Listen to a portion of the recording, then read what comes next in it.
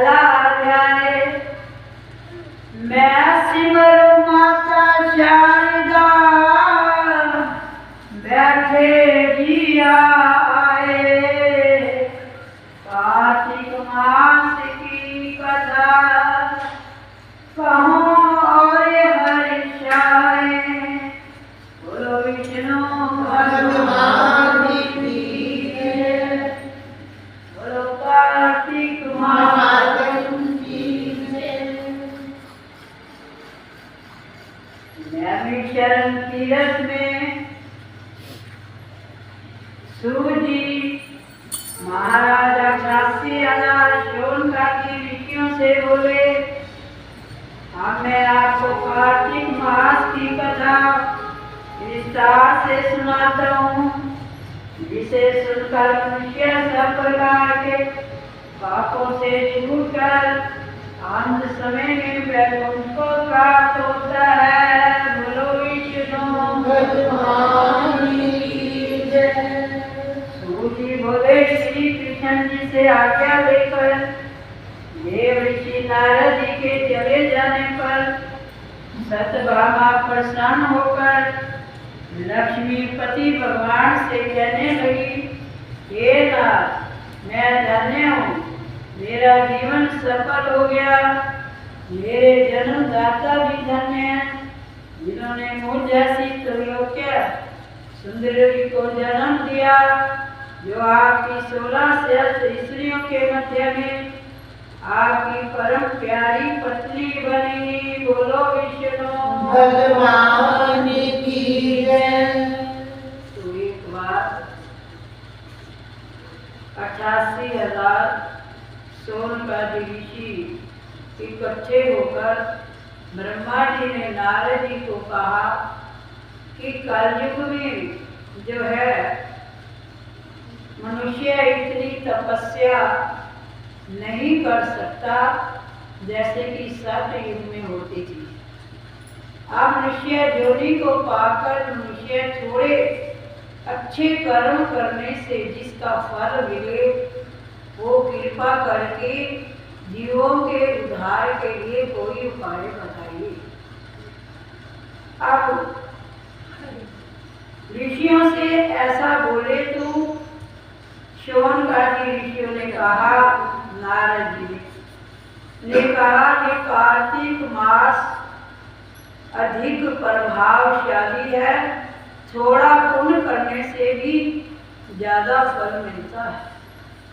और जो प्राणी भी कार्तिक मास में श्रद्धा चित्त होकर कार्तिक मास की कथा सुनता है, वो कार्तिक स्नान करता है, वो सब पापों से छूटकर वैकुंठ को प्राप्त होता है। बोलो विष्णु भगवान की जय। अब सूर्य ने कहा, भगवान कृष्ण से आज्ञा लेकर देव ऋषि नारद के चले जाने पर सत्यभामा लक्ष्मीपति भगवान से कहने लगी, हे नाथ, मैं धन्य हूँ, मेरा जीवन भी धन्य है, धन्य हो गया है, और मेरे जो जन्मदाता है वो भी धन्य है, और जिन्होंने मुझ जैसी त्रैलोक्य सुंदरी को जन्म दिया है, जो आपकी 16,108 स्त्रियों के होते हुए भी मैं आपको प्यारी हूँ। मैंने वो कल्प वृक्ष आदि पुरुष आपके साथ नारद जी को विधि पूर्वक दान में दे दिया था, परंतु वही कल्प वृक्ष मेरे आंगन में लगा हुआ है, वही कल्प वृक्ष मेरे घर में लहराया करता है। इस बात को मृत्यु लोक में कोई भी स्त्री नहीं जानती। हे त्रैलोक्यनाथ, मैं आपसे कुछ पूछना चाहती हूँ। आप मुझे विस्तार पूर्वक कार्तिक मास की कथा सुनाओ, जिसको सुनकर मेरा हित हो जाए तथा जिसके करने से कलम प्रयास भी ना हो। सूजी बोले।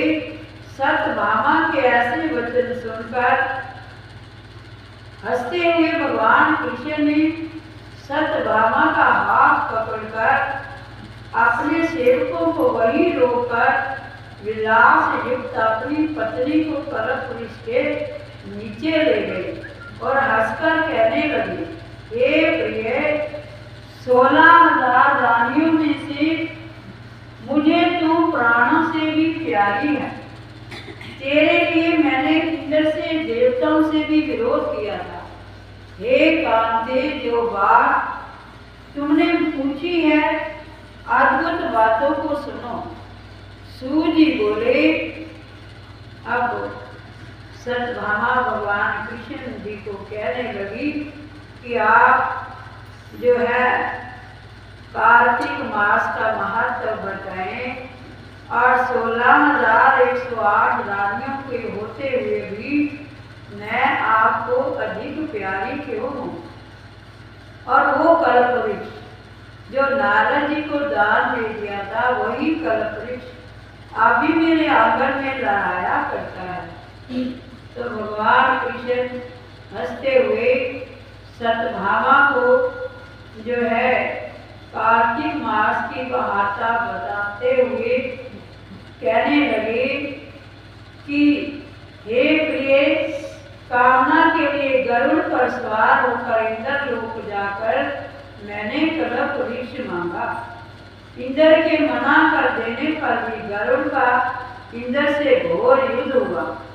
गौ लोक में गरुड़ जी ने गौओं से युद्ध किया। गरुड़ रुद्र से 3 वस्तुएं पैदा हुई। तंबाकू, गोभी, खून से तीनों प्रयोग करने से मनुष्य की प्राप्ति नहीं होती, जिससे उनके 3 पंख टूट कर गिर पड़े। पहले पंख से नीलकंठ, दूसरे से मोर, तीसरे में चकवा चकली कर दी। हे प्रिय, इनके दर्शन मार्ग से शुभ फल की प्राप्ति होती है। ये सुनकर सत्यभामा बोली, हे प्रभु, मैंने पिछले जन्म में कौन सा दान व्रत जप किया था, मेरा कैसा स्वभाव था, मैं किसकी पुत्री थी, मुझे मृत्यु लोक में जन्म लेना पड़ा। मैंने ऐसे कौन से शुभ कर्म किए जिससे आपकी अर्धांगिनी हुई। कृष्ण भगवान बोले, हे प्रिय, जो तुमने पूर्व जन्म में शुभ कर्म किए उन्हें विस्तार पूर्वक सुनो। पूर्व समय में सतयुग के अंत में मायापुरी में अत्रि गोत्र देव शर्मा नाम का एक ब्राह्मण वेद वेदांत को जानने वाला था। वह रोज अतिथि की सेवा किया करता था, हवन और सूर्य भगवान की पूजा किया करता था। उसका तेज सूर्य के समान तेजस्वी था। उसकी वृद्ध अवस्था में गुणवती नाम की कन्या पैदा हुई।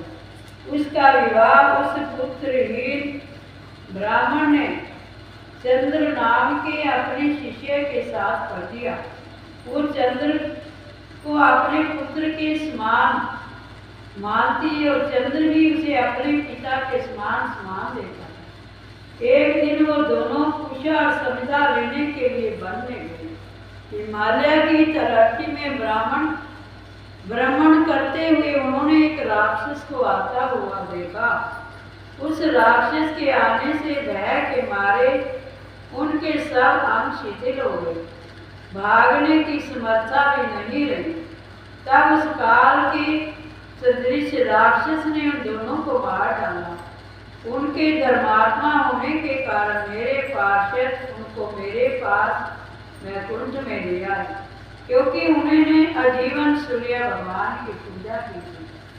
उस शुभ कर्म से मैं दोनों पर अत्यंत प्रसन्न हूँ। शिव, सूर्य, गणेश, देवी, इन सब देवताओं की पूजा करने वाले सब स्वर्ग को प्राप्त होते हैं। बोलो विष्णु भगवान की जय। मैं एक होता हुआ भी काल और कर्म के भेद से 5 प्रकार का होता हूँ। जैसे एक देवदत्त, पिता, भ्राता आदि नामों से बोला जाता है, जब वो दोनों विमान पर चढ़े हुए सूर्य के समान तेजस्वी रूप वहां चंदन और माला धारण किए हुए मेरे भवन में आए तो दिव्य भोग भोगने लगे। बोलो विष्णु भगवान